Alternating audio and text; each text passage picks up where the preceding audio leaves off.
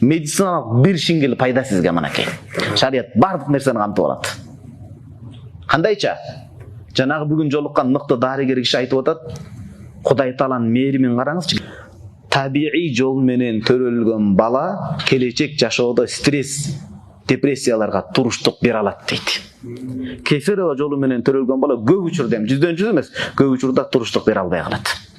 Кандайча? Көңүл буруңуз. Могул аял кишинин жатыны деп элестетели сол голду.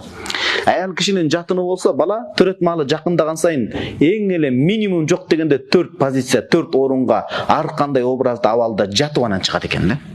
Кудай Тааландын бул ааламга төрөлүү учурунда бекитип койгон өзгөргүз мыйзам ушул 4 абал менен келип чыгат да аял затынан бала.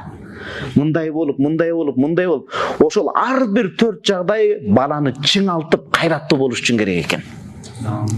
Ичи оролуп калат, мындай абалда болот, мындай абалда болот, мындай Кудайдын мээрими да.